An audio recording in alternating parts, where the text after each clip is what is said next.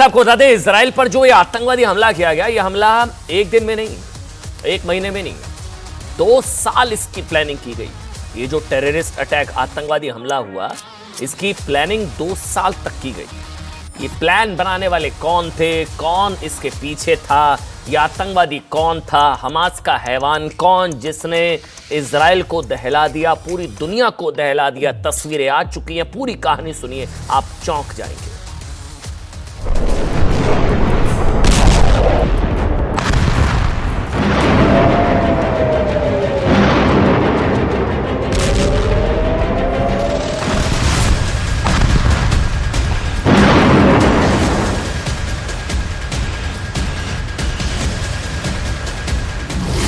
Israel के मासूम बच्चों का हत्यारा मिल गया।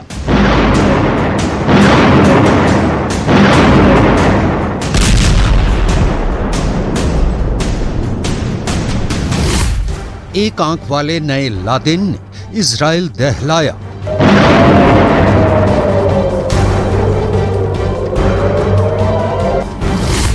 इजराइल का सबसे बड़ा दुश्मन हर बार मोसाद के हमले से बच निकला।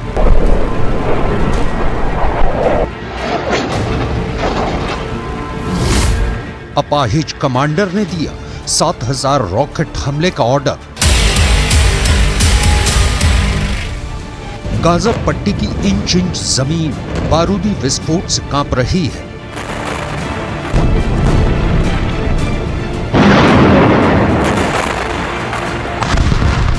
इस विस्फोटक जंग का मास्टरमाइंड कौन है? इजराइल के बारूदी बवंडर से गाजा पट्टी में कोहराम है। इस बारूदी बवंडर का जिम्मेदार कौन है? हमास के आतंकियों ने इजराइल में जो खून बहाया, इस खून खराबे का मास्टरमाइंड कौन है?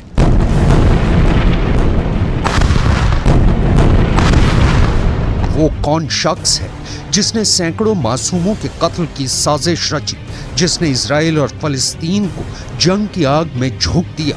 इन सभी सवालों का जवाब है एक नाम, मोहम्मद दईफ।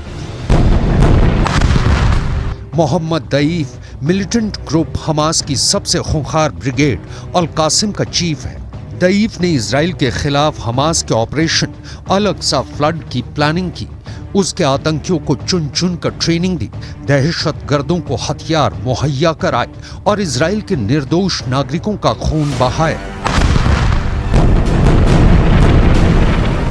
ये मोहम्मद दईफ का एक्सक्लूसिव ऑडियो टेप है, जिसमें वो साफ कह रहा है कि उसी ने इजराइल को तबाह करने की पूरी कहानी लिखी। Time has come to draw the line for the enemy to understand their time is up and they can't keep going without consequences. We are announcing an operation called Al-Aqsa Floods. In the first part of it, 5,000 rockets have been fired. It is the time to unite all the Arab and Islamic powers to overthrow the Israeli occupation. Don't hurt the old and the young, but fight. This is the time to expel those occupying our land and for them to pay the price for its crimes and murders. Gather in mosques and pray that we will be victorious.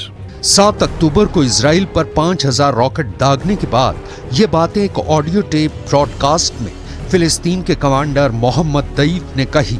उसने पूरी दुनिया के सामने ऐलान कर दिया कि Israel के साथ सबसे बड़ी जंग की शुरुआत हो चुकी है। मोहम्मद दईफ, जो हमास का सबसे तेज तर्रार और खूंखार कमांडर है। आप जानकर हैरान होंगे कि दईफ का एक पांव नहीं है, एक हाथ नहीं है, एक आंख भी नहीं है। वो हर वक्त व्हील चेयर पर रहता है, लेकिन अपने शैतानी दिमाग से उसने इजराइल में कई आतंकी वारदातों को अंजाम दिया है। इस हमले के बाद इजराइल ने गाजा पट्टी को शमशान बना दिया है और उन्होंने दावा किया है कि तबाही तब तक नहीं रुकेगी जब तक हमास खत्म नहीं हो जाता।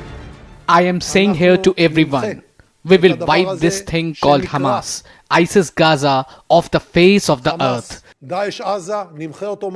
It will cease to exist. Israel Hamas को तभी खत्म कर पाएगा जब उसके लीडर का खात्मा हो, लेकिन मुश्किल ये है कि हमले का मास्टरमाइंड दईफ अभी तक पकड़ा नहीं जा सका है। दईफ सालों से इजराइल की मोस्ट वांटेड लिस्ट में टॉप पर है।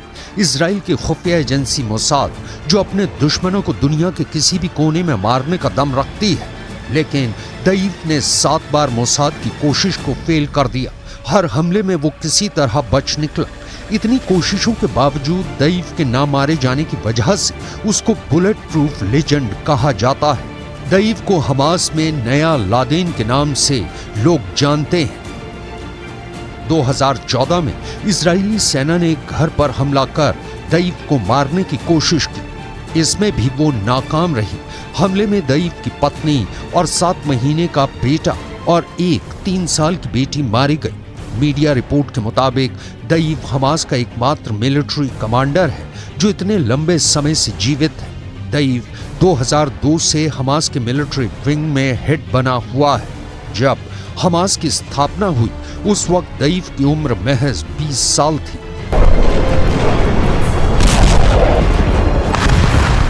सात अक्टूबर को इजराइल में क्या होने वाला है, इसकी जानकारी हमास के चंद लीडर्स के पास ही थी।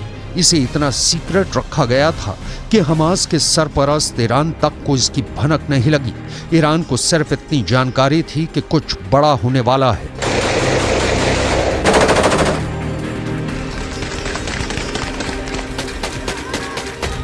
साल 1989 में इजराइल ने दईफ को गिरफ्तार किया था और वो 16 महीने इजराइल की जेल में रहा। जेल से निकलने के बाद दईफ इजराइल विरोधी मुहिम का हीरो बन गया। मोहम्मद दईफ ने बताया कि 2 साल पहले अल अक्सा मस्जिद में इजरायली सेना की रेड को अपने दिल और दिमाग से निकाल नहीं पा रहा था। मस्जिद में नमाजियों पर होते हमलों को देखने के बाद उसने ठान लिया था कि वो इसका बदला जरूर लेगा। इसलिए 2 साल तक उसने इजराइल पर हमले की पूरी प्लानिंग की, रॉकेट जुटाए, पैराग्लाइडर्स का इंतजाम किया।